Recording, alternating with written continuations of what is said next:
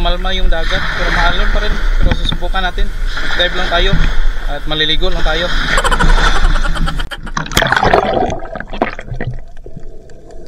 Shoutout kay Bernard Umbal at kay Dax Rodriguez from Esperanza, Agusan del Sur.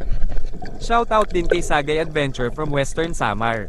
Shoutout din sa ating mga solid YouTube subscribers, Tirabuskag Vlogs, Teresita Batuhan from Saudi Arabia, at Rosana Villahermosa from Davao City. Mabuhay po kayo at God bless.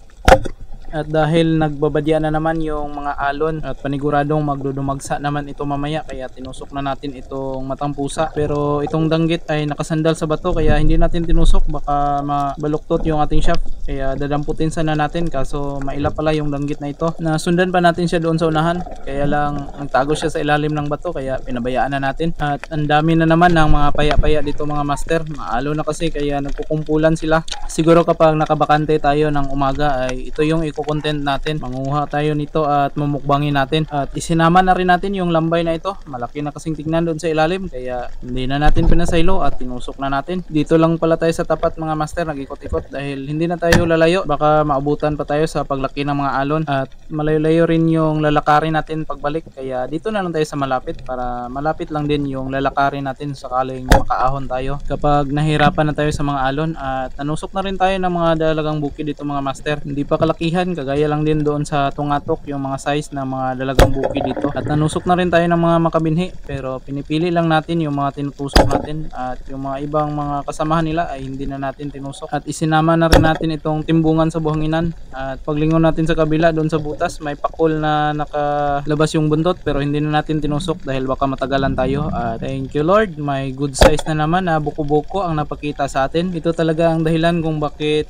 isa ito sa mga paboritong spot natin mga master, dahil hindi tayo zero ng mga buko-buko dito. Ito kasi yung paborito nila, yung buhanginan. At sinundan natin yung sulid at nang tutusukin na sana natin ay may nakita tayo doon sa ilalim na mas malaki doon sa sulid. Isa na namang lawihan, kaya yung lawihan na lang ang tinusok natin para hindi tayo mahirapan. Di rin tayo zero ng mga lawihan sa spot na ito dahil dito rin sila kadalasan natutulog sa mga buhanginan. At kailangan talaga nating magmadali dito mga master habang hindi pa masyadong lumalaki yung alon, kaya usok natin yung mga makabinhi na madadaanan natin, pero pinipili lang natin yung mga medyo malalaking mga makabinhi. At sa time na ito ay medyo lumalaki na talaga yung alon kaya nagdesisyon tayong bumalik na doon sa pinanggalingan natin. At thank you Lord, at nakadagdag pa tayo ng isang buko-buko. Medyo maliit nga lang ng kaunti doon kanina pero ayos na rin to mga master. Kahit itong isang buko-buko lang na ito ay solve na yung pangulam natin. At dahil tuluyan na ngang lumaki yung mga alon ay dito tayo lumipat sa may bukana at may nakita tayo yung isang banak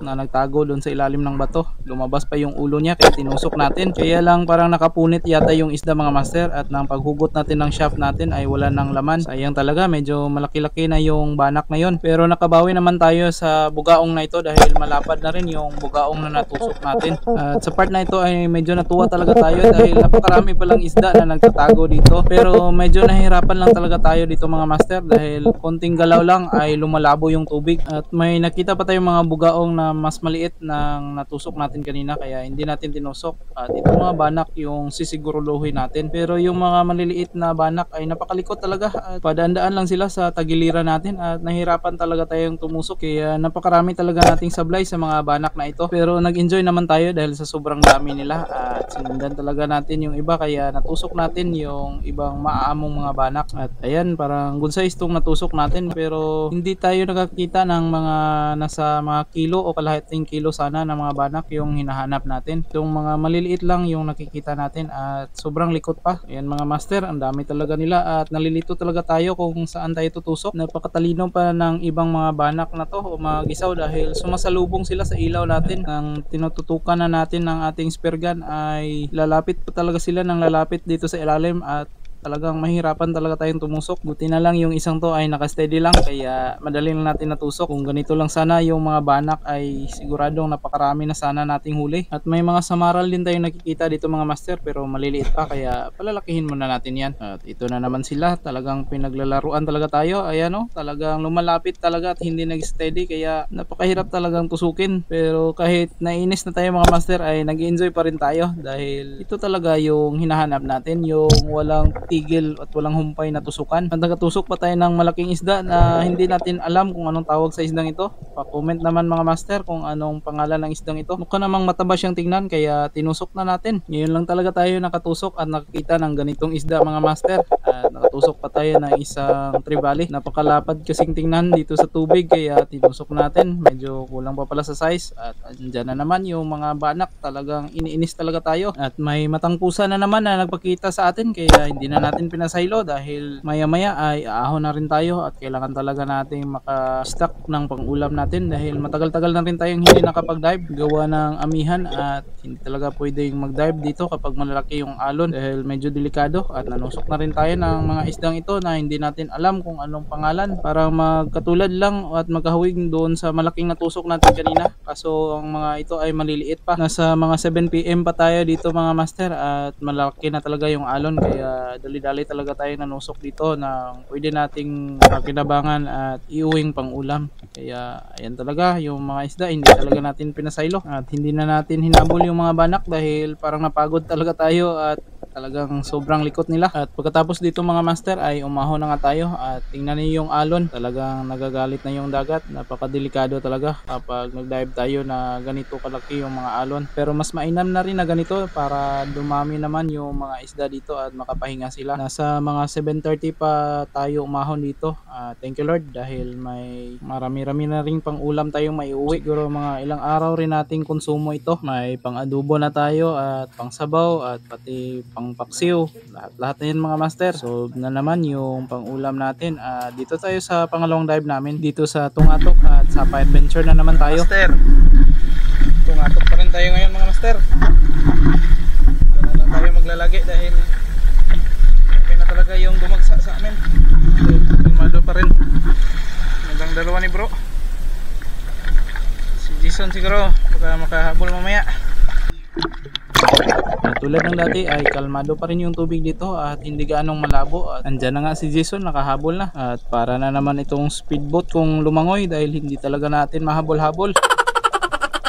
Galing tayo sa kantil kaso lang medyo matumal kaya lumipat tayo dito sa tabi. Gawa na rin ng malakas na agos at nakikita tayo ng bahaya ng Pugita. May maraming mga shells na iniharang niya sa kanyang butas at paniguradong bahay talaga ito ng Pugita. Nang sinungkit natin mga master ay parang may maliit na galamay yung parang bahaging dulo na galamay niya ang lumalabas. Kaso lang napakaliit talaga at napakalalim ng butas kaya nahirapan talaga tayong sundutin yung Pugita at hindi talaga siya lumalabas. Nakailang ulit tayo sa pagsisi dito at sinungkit-sungkit natin pero hindi talaga lumabas yung Pugita kaya pinabayaan natin. At dahil doon ay naiwanan na tayo ng ating mga kasama kaya nanusok lang tayo dito sa tabi. At ayan nga, nakatusok tayo ng kakaibang klase ng tubo-tubo. At dahil matagal lang tayo nagbabalak na gumawa ng content dito sa Sapay kaya nanapay na lang tayo. At ito na lang Sapay yung pagpupusa natin. Kapag Sapay talaga yung pag-uusapan ay sikat talaga itong spot natin na may napakaraming sapay at tingnan nyo naman mga master nagkukumpulan lang yung mga sapay dito. Bihira lang makita yung mga sapay dito sa spot namin at dito lang talaga sa spot na ito sila napapakita. Siguro may ibang mga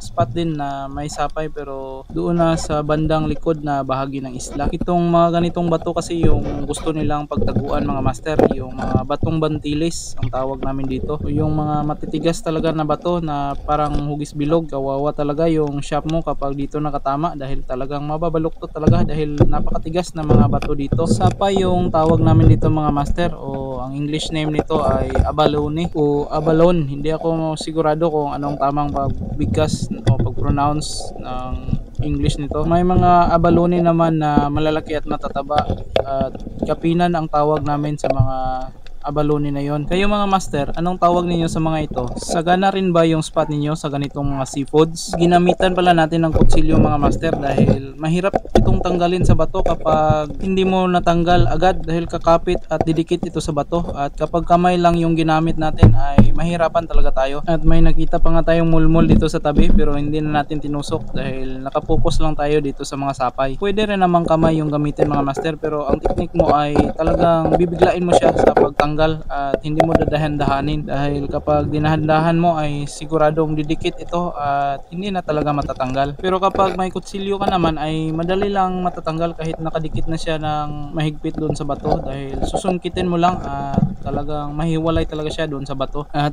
paglingon natin doon sa unahan mga master ay andun pala si bro at nanguhuli ng mga needlefish. Napakarami talaga ng mga needlefish dito sa tabi at yun ang pinapukusan niya. Habang tayo naman ay dito lang tayo nakapokus sa sapay. Ang the best na luto pala dito mga master ay gata talaga. Pwede rin itong kilawin. Susungkitin mo yung laman niya at yun ang lalagyan mo ng suka at mga pampalasa, at masarap rin ito sa kinilaw, pero the best talaga yung gata dito sa sapay. Parang manamis-namis kasi yung sabaw ng gata kapag may sapay. At ang gagawin natin na luto dito ay lalagyan natin ng mga hipon o mga shrimp para mas lalo pang sumarap yung gata natin at mas maganda ring tingnan. Grabe talaga mga master, nag-enjoy talaga tayo sa pangunguha ng mga sapay dahil unlimited talaga yung sapay dito. Halos bawat dive natin ay may nangunguha ng sapay dito, pero talagang hindi talaga nauubos, pero hindi natin aabusuhin. Kuha lang tayo ng pwede nating ubusin para hindi naman magsialisan yung mga sapay dito at hindi sila mabulabog. Hindi rin kasi ako masyadong mahilig sa mga shells at madali akong nauumay, at kapag kumakain ako nito ay hindi masyadong marami, kaya hindi natin masyadong dadamihan para kapag may mananapay dito ay may maraming sapay pa rin silang makukuha. Kumbaga kung may sustainable spearfishing, mayroon ding sustainable pananapay. At tamang sungkit-sungkit lang tayo dito mga master, at si bro naman ay tamang habol-habol ng mga needlefish, at siguradong may maraming needlefish siguro na nahuli si bro dahil napakarami talaga ng mga needlefish dito sa tabi. So hindi nga lang kalakihan pero mga good size na rin ng mga needlefish, pero delikado din kasi yung needlefish, baka tayo pa yung matusok, kaya dito na lang tayo sa sapay dahil safe na safe pa tayo. At nakastaring pa yung kinakalawang natin na diving knife. Actually hindi kasi pang dive yung kutsilyo na to mga master, na order lang natin ito sa Shopee. Nawala kasi yung diving knife natin, kaya ito na lang yung pinagtsagaan natin. Matalas naman siya, kaso nga lang ay hindi stainless yung kanyang handle, kaya madaling kinalawang, pero malaki talaga ang tulong kapag may diving knife. Gaya na lang kapag nakatusok ka ng mga stingray o jampaw o kahit yung mga dragon ball, ay madali mo lang mabubutasan kapag lumubo siya at hindi ma-stone shot. At kagaya rin ng mga ito, ng masapay, madali lang natin nasusungkit yung sapay dahil may dala-dala tayong kutsilyo. Kaya advice ko talaga sa mga master natin dyan, mas mainam talaga na may dala-dala tayong diving knife habang nagna-night spear fishing. At parang nakakarami na tayo mga master at medyo napapagod na rin tayo, kaya sandali na lang ay aahon na tayo at tingnan natin yung mga sapay kung ayos na ba itong nakuha natin. At excited na akong tikman yung ginataang sapay dahil matagal-tagal na rin tayong hindi nakabalik dito at hindi nakatikim ng ginataang sapay. Halos mag-iisang taon na rin nang manapay tayo dito at mag-content tayo ng sapay. At ayun pa mga master, nakakita na naman tayo ng isang mulmol pero hindi pa rin natin tinusok. So ayan mga parrotfish lovers dyan, kita nyo naman, kaya peace na tayo. Pero sa susunod na balik natin ay hindi natin papasailuin yung mga mulmol na yan. At yun, napakaraming huli na mga needlefish bro mga master. Ikwinento pa nga ni bro kung paano niya hinuli yung mga needlefish na ito. Ang ginawa niya ay pinagpapalo niya ng shaft yung mga needlefish, kaya nahilo sila. At ito naman yung mga sapay natin at lulutuin natin to. Kaya ano pang hinihintay natin mga master, let's go!